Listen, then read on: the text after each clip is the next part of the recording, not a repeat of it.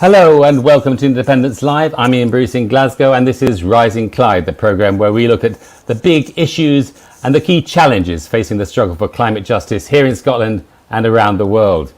Thursday, the 5th of May, sees voters in Scotland electing over 1,200 councillors for all 32 local government areas.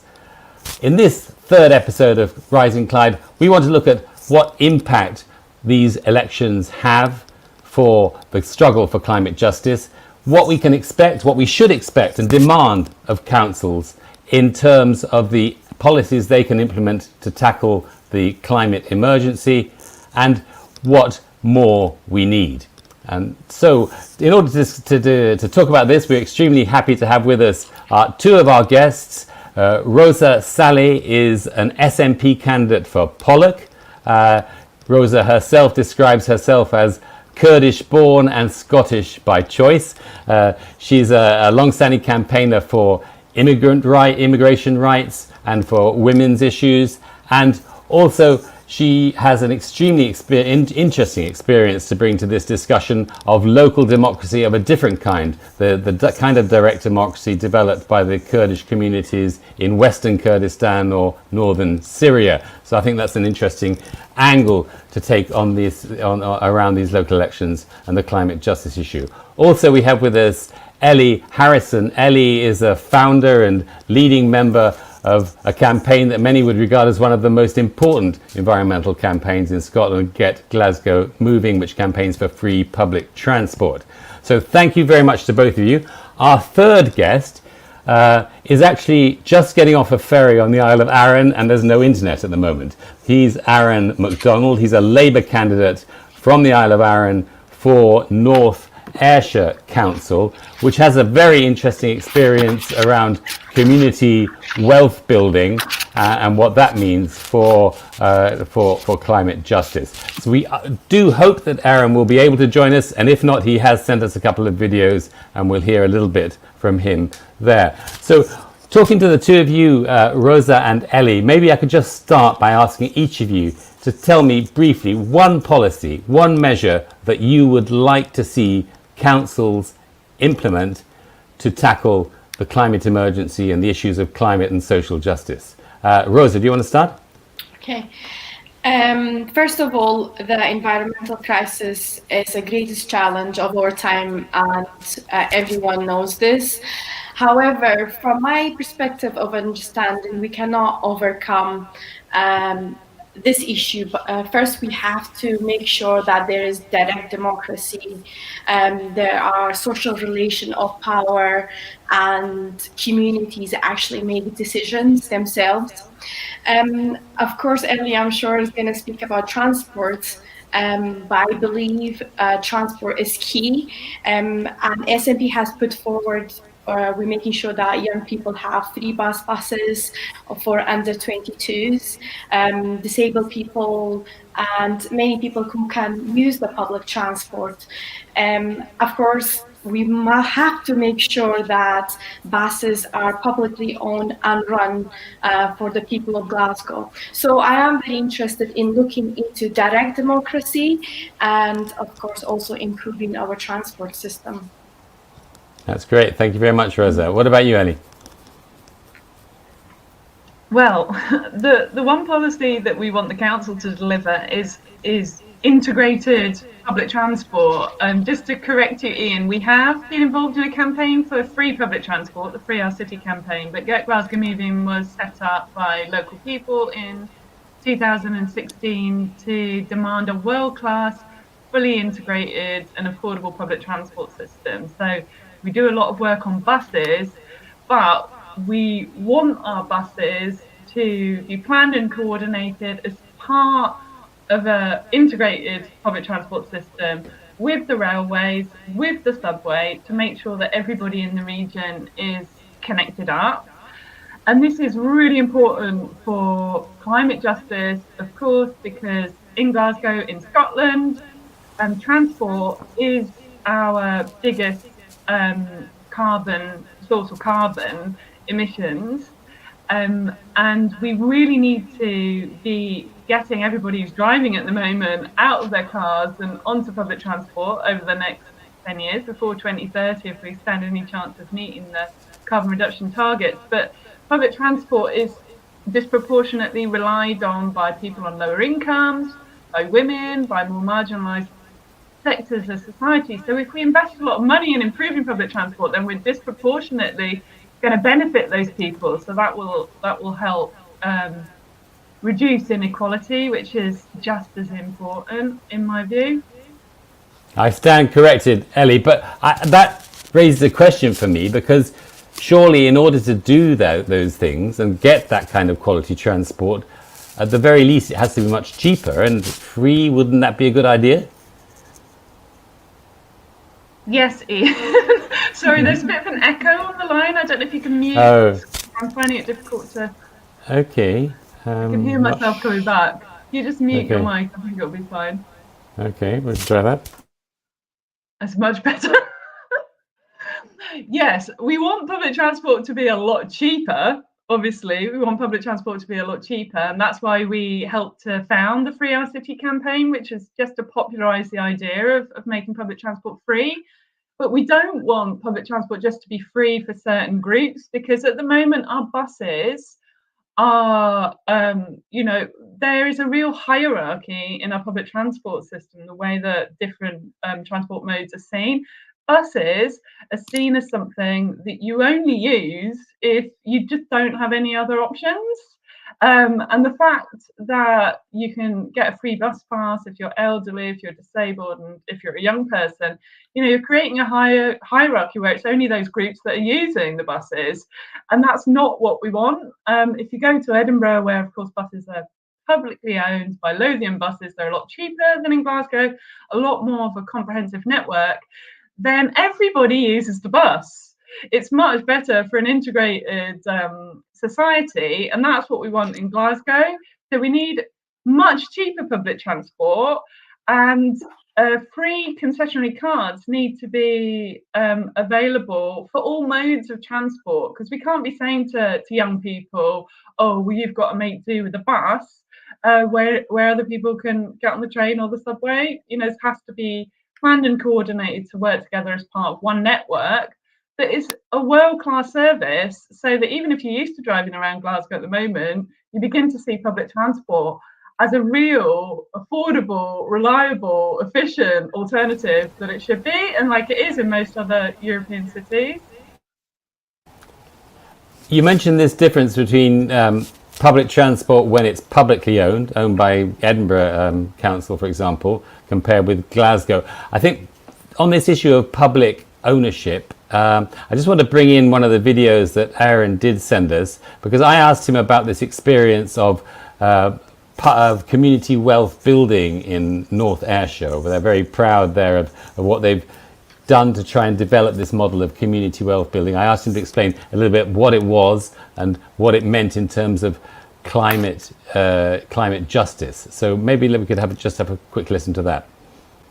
So community wealth building here in North Ayrshire is all about building community ownership of the wealth in North Ayrshire, but also the resources. So how we've done that in terms of the climate challenge is we are building council-owned renewable projects. So we're building 3 solar farms and 3 wind turbines, which means we will be creating 277% of the council's energy needs. The extra, so the 177% which we don't use, will be sold to local other public bodies, which will produce a net import of energy, and we're exporting energy which will create wealth, which will be reinvested into a fund that will help people with the cost of living crisis. What do you think is missing, and what do you think still needs to be done to make these policies more effective? So I think what we're doing now is really great. I think we're using quite a lot of the powers that we've got as a council and a lot of the resources we've got. So we're things like refinancing loans, but what I think is missing is more support from government. There needs to be more powers given to local government, including things like municipal ownership of buses, being able to take on those contracts, but that needs to come with financial and fiscal responsibility. So the government needs to provide some money, and they need to stop cutting council budgets. I think it's the main thing. I think we're trying to plug holes as we go along while trying to tackle a climate crisis. which doesn't really work. You need to have that support from government in order to go further. But I think what we're doing right now in North Ayrshire is showing real ambition. I think we are going as far as we can. We're going further than any other council. And I think that's down to the leadership of Joe Cullinane, and he's taken the powers he has, he's taken the resources he has, and he's given it back to the community. He's putting it into public ownership, and he's making practical, real decisions that are making socialist ideals come true. So, a couple of ideas coming up there, Rosa, what did I ask you about? On the one hand, there's this thing about public ownership of services, transport in this case, or energy production, which I think is unique to North Ayrshire, the fact that they own some wind farms and solar farms themselves. So I'm interested in how you see that, how that might apply, do you think, in the case of Glasgow, obviously a much, much bigger city, more complex situation, but also the question of community involvement, and bringing you onto that kind of direct democracy issue that you mentioned before. Can you give what's your comments on what Aaron was saying? I think what they're doing is practical, and of course there are social ideas coming through, and I think it's great, and we should be looking towards that in Glasgow. From going back to the direct democracy, I think it's important to mention how I'm very interested in the commune ideas of democratic confederalism, in a way that how basically not to implement the idea, but implement the commune idea of communities, and how communities actually make decisions themselves, building the communes, the municipalities, of making sure the local authority money is benefiting the people itself, like Aaron was mentioning, that's actually benefiting that community. So I think it's very important how the public money or local authority money is actually used for the benefit of that community. Sorry, are you still hearing me? Yes. Hi, sorry, I thought there was a kind of a mute there, so sorry about that. I think kind of that's very important for me, and how community directly get involved in community councils. I've seen that in many community councils throughout Glasgow. They're not active at all, or the community councils have been closed, or some of them are active, but they cannot implement or make decisions themselves to bring something practical into like publicly owned transport, and how that can be secured to integrate. And as Ellie was mentioning, how that transport is so important for Glasgow. I think most of the things like local government's review, these are the things that I think are very important, that I'm going to be watching out, and hopefully we can work on like local democracy bill, where we in the SNP basically council will work with the Scottish government to empower the councils and local communities to make these key decisions. So I think these are very important, and how we can actually work with them to empower the local communities and keeping power more local. This is something that I'm very passionate about, because I think participation and communities' involvement are really the wealth of our society, and we need to build that community wealth and building that future we want for our children. And I think it all comes down to local communities, where local authorities and public bodies spend local communities for the better of good of that community. And I think that's something that we need. Can I just interrupt? Can I just in a tiny moment, Rosa? Because I think you mentioned this question of direct democracy. Now, most of our viewers probably don't know much or anything about the Kurdish experience in Rojava and so forth. I don't know if it's possible just to pick out. I know it's a huge issue, and we haven't got time to go into it in depth. But what are the sort of one or two key aspects of how that works, and to what extent could one be inspired by that and think about ways of applying it in obviously a very different situation we are in Scotland? So, for example, say one commune is focusing on health. There are, of course, two heads of every health committee, one man and a woman. This is called the co-presidency model. So basically, this kind of idea is that they train the two person who's elected by the community themselves, are trained by doctors. And basically, they learn basic first aid or even advanced aid.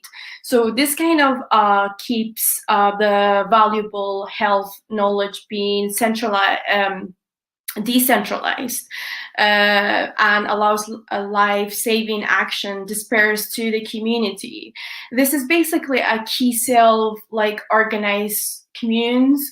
And I think it's very, very interesting and how that can be looked into through the bills that, like local democracy bills, that Community Wealth Build Act, which basically we are trying to improve the direct democracy. And I think that in its own, that kind of perspective of the Rojava administration is so important to these bills. And we can look into how we can empower the community councils, ensure that the decisions are taken as close as possible to those that affecting the most. And I think going back to the model of Rojava, it's that neighbors caring about neighbors. So you won't make a decision, a bad decision that's affecting your neighbor. So that's bringing more like localizing these powers. So it is very interesting and how we can develop these and ensure decisions are made directly at communities.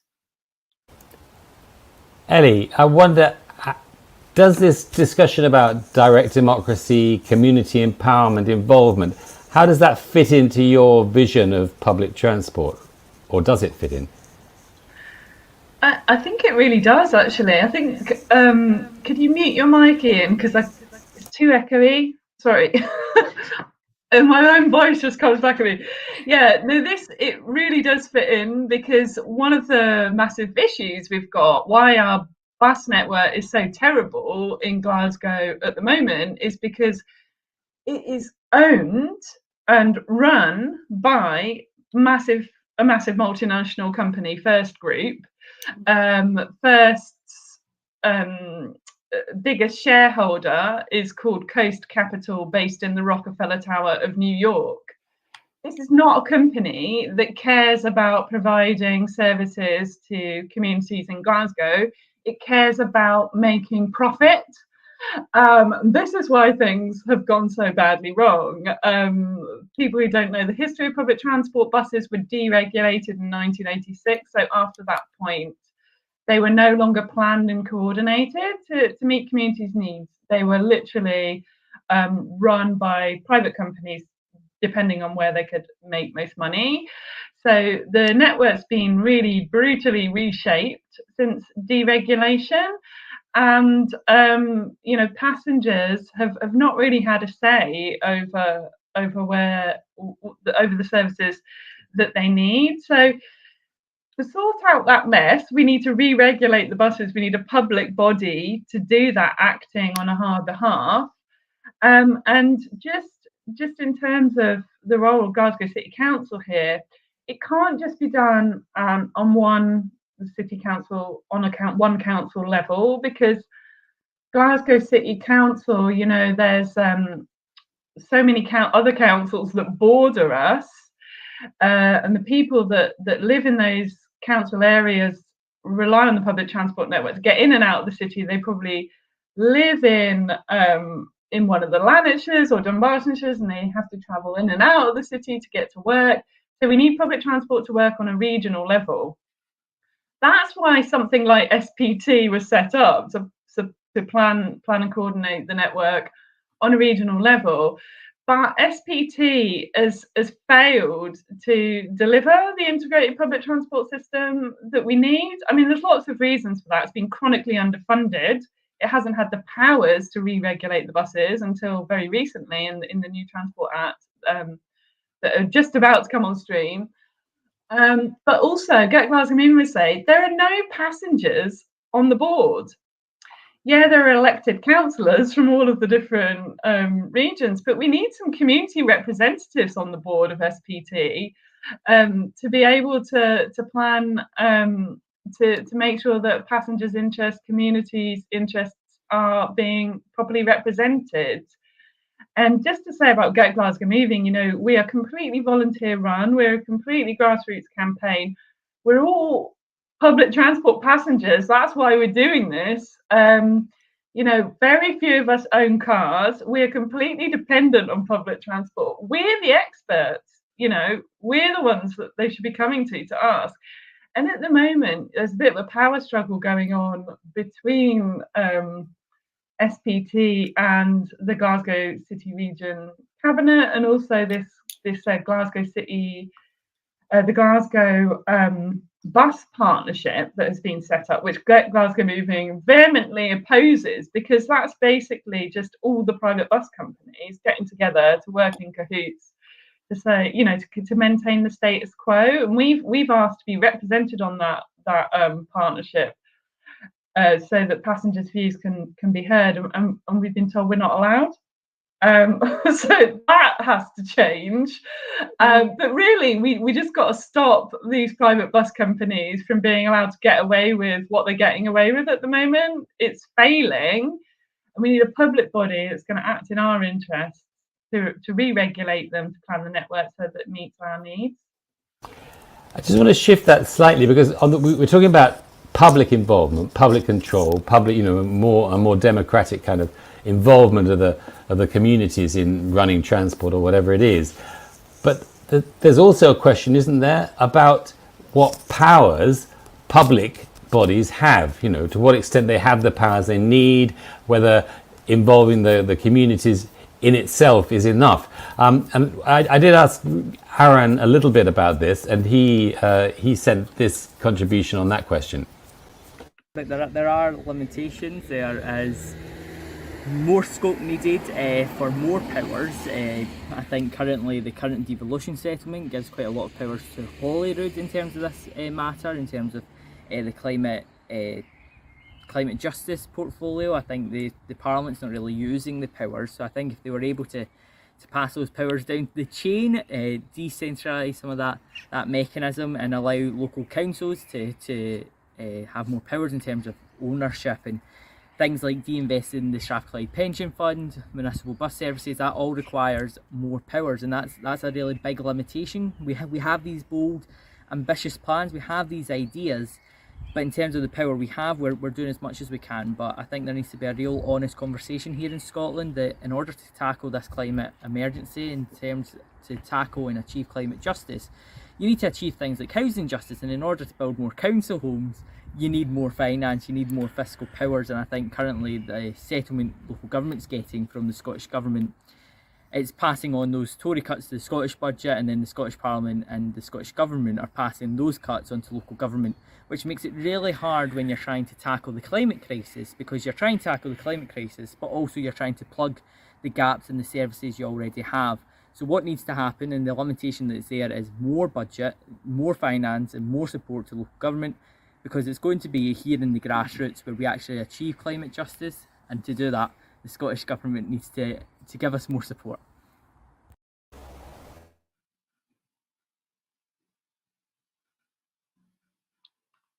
Sorry, Iain, I've lost you. Sorry, I seemed to be on mute. I apologise. If we take three of those key issues then for sort of climate justice in our cities and in our communities. Transport one, which we've been talking about quite a bit. The issue of homes, of retrofitting homes and reducing energy consumption, and indeed the experience in Ayrshire of actually community production and control of energy generation to some extent as well. To what extent do you think that councils have powers that have the powers they need to have? To what extent do those powers not exist? I'm just interested in how you see the kind of the kind of scale working here between community involvement, council powers, and then the powers that exist at the level of the Scottish government or indeed the UK government. I don't know, Roza, do you want to come in on that? So sorry, the question was the relationship between them, right? Yes, indeed. Between these different levels of power, where does power actually reside, and how do we need to change that? I suppose that's kind of what we're saying, Yeah, I mean, and it's been mentioned by Aaron even, like in his video, is that the actual power is in London, where the cuts are coming through. So if there are cuts coming through, then the cuts coming through the Scottish Parliament, and the Scottish Parliament's cuts going through the council. So there are issues so going back to your question, is the powers lie in London. So you have to make sure how this is being spent, the money has been spent, and how is it allocated, and where is it going, and how is it being spent. So that's my answer to your question, Iain. Can you hear me?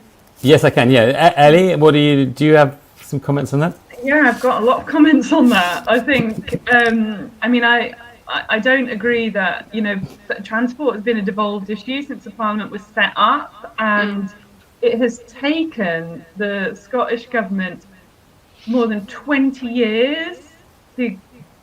Iain, can you mute your mic? Because I can't focus when there's an echo coming back. I'm sorry, if you could just mute. Perfect. As I was saying, transport has been a devolved issue since the Parliament was set up, and it's taken 20 years for the Scottish Government to bring in powers which will enable local authorities to re-regulate the buses. So that is a shockingly long time. And the thing that's very frustrating, I agree with Aaron that we need more funding and more powers devolved to local and regional levels. And the thing that's really frustrating about the Scottish Government with this Transport Act is, well, not only it's the 2019 Transport Act, it's 2022 now. I know we've had a pandemic in the way, but the powers are not even enacted yet. They are now saying that some of those powers for publicly owned buses will become available later this year. The powers to re-regulate the buses will not become available till maybe the end of next year. So that will be nearly 4 years after the Act was passed by the Parliament. So it's a shockingly long time when we're talking about totally transforming transport before 2030. But the thing that annoys me about the Scottish Government is that they said in the Transport Act that what they want to do is provide options to local authorities. So they're making it sound like, we don't want a top-down approach. We want local authorities to be able to decide which powers they use in the Transport Act. But at the same time, they've rolled out this thing called the Bus Partnership Fund, which is basically a £500 million fund, where local authorities can only get money if they go into the partnership option, which is basically the one that the bus companies all want. It's maintaining the status quo. It's not re-regulating the buses, and it's not setting up a new publicly owned bus company. So that's really shocking, because they use COVID as an excuse that we can't give you the powers in the Transport Act yet, but at the same time they push through this bus partnership fund to force local authorities into these partnerships that are going to do nothing to improve public transport. So that's really shocking. And the other thing about funding, and I don't agree with Roza on this either, is that it's not just about what Westminster gives us. We're not thinking sensibly about how we fund our public transport network. In that transport bill that became the Act, there's only one measure there for revenue raising. It's the workplace parking levy. There are loads more options we could be using to fund the world-class public transport network that we need. If you look at what other countries are doing, they have local payroll taxes, they have taxes where local businesses contribute to public transport because, obviously all of the employees in an area use that public transport and benefit from it. There's loads of creative ways that we could be using to fund our public transport network. We're not doing that. We really need to start doing that. So, we need a properly re-empowered regional transport authority, whether that's SPT or, as it says in the SNP manifesto, that they want to explore options for replacing SPT. But they better get on and do it really quickly if they do, because it could take another 5 years to replace SPT, and then we're getting closer to 2030 and we still haven't done anything to sort out our public transport. But whatever it is, this public transport body needs to act in passengers' interests. It needs to have the funding that it needs to deliver it. It needs to think creatively about how to fund public transport. And it needs to take on the power of the private bus companies to re-regulate them, to coordinate the network so that it works in passengers' interests. I think coming to you, Ellie, is that the new Clyde metro system, which is in our manifesto, I think is going to transform the connectivity and try across Glasgow. Hopefully that will secure, we will secure an integrated tap and cab tickets as well. And yes, I am very for publicly owned buses, and it is in our manifesto, as we have been doing our train systems as well. The trains are publicly owned, and I am for everything else to be publicly owned, to be honest. But that's and it is something in our manifesto that would impact and practically impact on many people's lives and improve many people's lives. Ellie, I am very interested to actually also meet with you and discuss how we can, I am not a councillor yet, but I hope to be, and I'm happy to discuss how we can improve people's life in Glasgow. That's great. I'm afraid I think we're just about coming to the end of our time here, but that's really interesting. And I think there's a whole nother level of discussion which I would have liked to get onto, but I don't think we can this time, which is similar to the discussion we had before about energy generation. Because a lot of people, when there was all the ScotWind auction, a lot of people criticised the Scottish government, partly rightly perhaps, because they hadn't set up the public energy company. But there was a counter argument, which also seemed quite convincing, was that actually, given the powers under devolution, and especially the financial powers to borrow and all that kind of stuff, a devolved government doesn't have enough power to really tackle these big climate issues, So I don't know. I think there's no doubt, there's obviously a discussion, there's an important discussion, both in transport, in terms of energy generation and all those questions about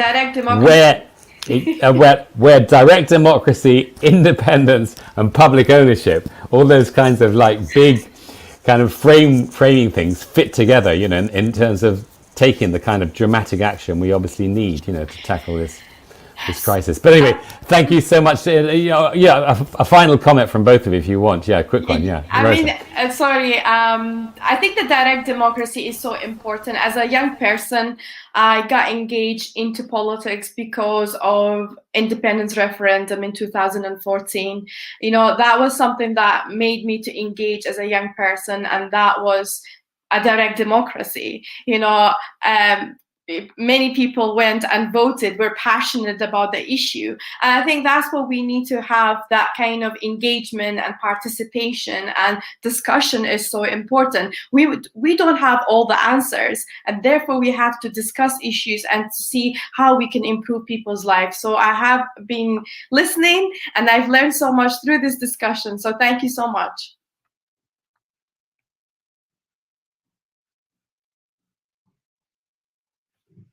Sorry, Ellie, go ahead. Oh, well, it's been a pleasure to appear on the show alongside Rosa, and I wish you good luck in the elections. We'll definitely be knocking on your door if you become a councillor. And just to say to everybody, Get Glasgow Moving is people powered. We're volunteer run. Anybody can join us. We want people all across the Glasgow City region to do that in the 8 councils across the Glasgow City region, because we need a regional public transport network. We want to collect all of those different communities. Yeah, so get on board, and gradually we're going to get there. That's great. Thank you so much to both of you. And yeah, I'm sure this conversation